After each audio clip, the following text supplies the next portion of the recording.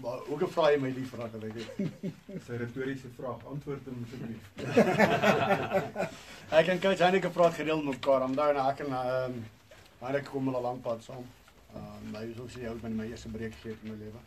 En glo dit in my en ek glo nog steeds hy doen. Ek en hy praat baie. Hy's deur seker tipe goed al daar reeds. En so coach Heineke vir my sê hy's al baie gefire in sy lewe. Hy sê gaan nog baie gebeur in nou in sy lewe. So nee, hy's ek en hy kom goed op die weg so ja. Nee, ek en hy praat gereeld. Notice, do you think the context of where this team is has been lost with the performances or with the results this season? I mean, you've spoken about this as the youngest Bulls team ever to get onto a Super Rugby field. You compare this team to other Bulls teams that have done well. You're sitting with guys with over 50 caps throughout the team. Here you're sitting with a majority of 23, 22-year-olds who have played less than 40 Super Rugby caps. Yeah, let me put it this way. First thing is, let's take responsibility for where we are at the moment. We didn't play good rugby this year. We were not up for it. We were inconsistent. So, put that apart from that, is that we always said that this is going to be a young side in 2017. I mean, I can promise you, 90% of these guys have never played against New Zealand sides. We knew from the beginning when we started in NF 2015 that this is going to be a tough year for us. Obviously, I didn't think it's going to be this tough. But a lot of these guys will go on and still win a lot of Super Rugby games. They're very young, and it's not an excuse. We knew that's going to be a young side. And I still believe if you get a few games still in the belt, they're going to be an excellent side 2018, 2019. I mean, if you keep these youngsters together, you can say, you can look at Zwarik Gelanda has only played 14 games. And I mean, he's a good rugby player. And if you put him a year in the system, how good is he going to be? But let's start at the beginning. We didn't play good rugby. They know that. And they know what's planned forward. And for them to be better, they must grow into these positions and get a chance to play. Coach, do you feel that the fans and the hardcore Bulls fans understand these challenges that you're facing now? Because you articulated very well. Here's a paar slikken van I'm going to sum it up easy for you. I'm a Bulls fan all my life. If the Bulls don't play well, I was also on the sideline and not happy about it. I understand the Bulls supporters' frustration. They're very passionate people. And the only thing I can ask for them is to support the guys and, stay behind them as they see a young team as this. But I understand the frustration. I mean, I've been on the other side as well and been frustrated when Bulls lose and things like that. So, but just know one thing, the team never goes out to play badly. And if you look at the lot of youngsters that's playing now at the moment, how good this side will come down the line. And there's a lot of, and that's what I'm saying, I understand the frustration. I mean, I understand that totally. And we were not good enough this year. And the guys know it as well. And I think the performance I put against the Highlanders was quite, a good change around. They played well, obviously wanted a result. And the only thing they can show for the public every week is their improvement and their willingness to play.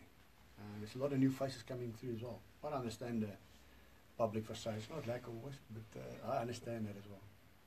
Now, as a Springbok squad, there was obviously training squad was announced, and one would have thought that a guy like Burger would have been one of the guys who have done enough to pick up, to get some sort of national recognition.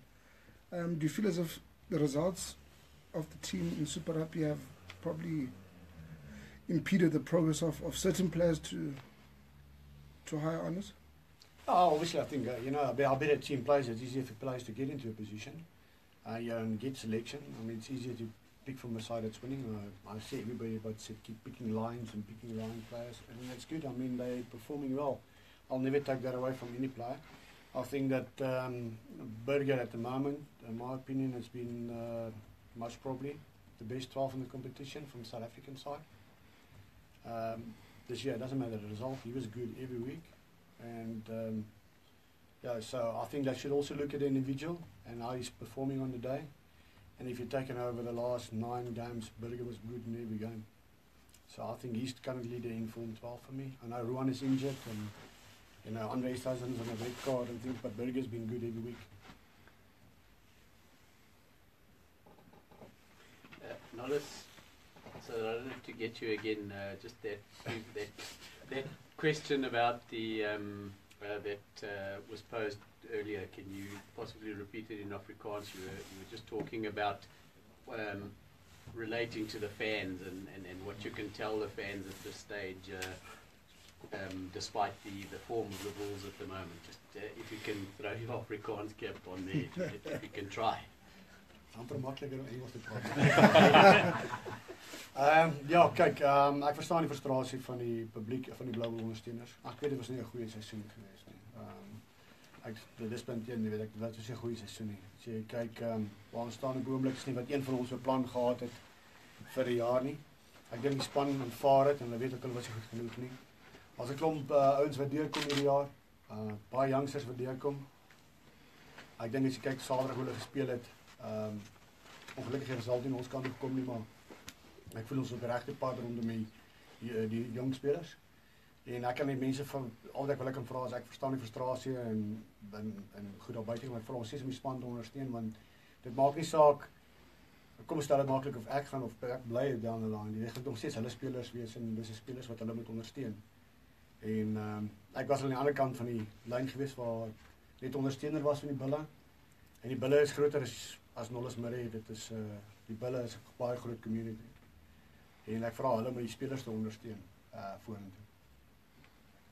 Hanro, is net daai vraag wat ek vroeër gevra het oor die gees in die span en hoe julle die negativiteit rondom die span op die oomblik teenkant as 'n span op die oomblik met nog 'n belangrike wedstryd wat voor lê.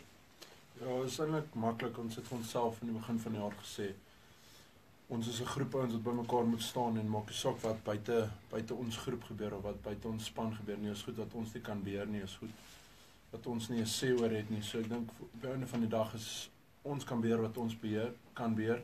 So die naweek se dieselfde, dit maak nie saak wat gesê word, wat gedoen word nie.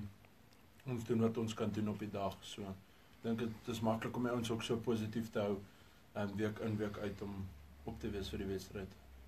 En net daai Jukskei derby gevoel, voel julle dit nog sterk in die span, die rivalry is die Engelse woord tussen die Lions en die Bulls. Ja, dit sal maar altyd in die aan die agterkant van jou kop wees, maar as ek gesê het, maak nie saak wie jy speel elke naweek, jy moet altyd op wees vir die game, maak nie saak of dit 'n Suid-Afrikaanse span is of 'n Nieu-Seelandse span, as jy nie op is nie, gaan jy houe vat. Trevor, miskien moet ek dit so antwoord, ek het nou lank daaroor gedink. En dit is belangrik vir hierdie twee spelers ook, dit besef. Ek dink as jy 'n topvlak sport beoefen, gaan jy altyd kritiek hê. Of dit nou goed gaan die dag gaan of sleg gaan die dag, gaan dit geen kritiek kry. En die ding wat hulle moet leer, anders moet ons vir ons kinders sê, moet nooit droom nie. Moet nooit droom nie, dit gaan 'n maklike pad wees. Moet nooit droom nie, moet nie jou drome uitlewe nie, want dit is nie lekker nie. En dit is goed dat hulle, dit is nie goed nie, dit is nie lekker om deur te gaan wat ons nou deurgaan as 'n span nie. Maar hulle drome gehad van kleins af waarheen hulle wil gaan, en hulle het ook daar geleer, dit is nie altyd maklik nie, jy loop nie altyd volgens plan nie. Maar jy het tog 'n droom gehad 20 jaar terug waar jy wil wees en wat jy wil doen. Dieselfde met my, ek het gedroom waar ek wil wees. En as ons vir ons kinders gaan begin sê, jy kan dit nie uitlewe nie, want die mense gaan jou sleg sê en die druk gaan te veel wees, dan is ons op die verkeerde pad. Hulle moet glo wat hulle geglo het en wat hulle drome was van die begin af. En hulle moet die kritiek aanvaar, want die kritiek is verstaanbaar, soos ek sê. Dit is verstaanbaar. Maar as ons nie gaan droom nie, en nie gaan glo in wat jou abilities vorentoe is nie, dan kan ons mos van ons kinders sê, nee, bly maar net in 'n nutshell lewe en moenie jouself aan buitekant sit nie. So hulle moet leer hier uit en hulle moet weet hulle moet sterker daar uitkom en seker maak dat in die toekoms nie weer in dieselfde tipe posisie is. Dis 'n great rugby spelers, great ouens wat vorentoe gaan. Ek dink die mense gaan nog baie trots in die toekoms wees op hierdie spelers. En hulle lewe hulle droom, maar saam met dit moet hulle ook die verantwoordelikheid vat van wat die resultate op die veld is. Dieselfde as wat enige coach. I'm going to knock on that door one more time. English, please. Sorry.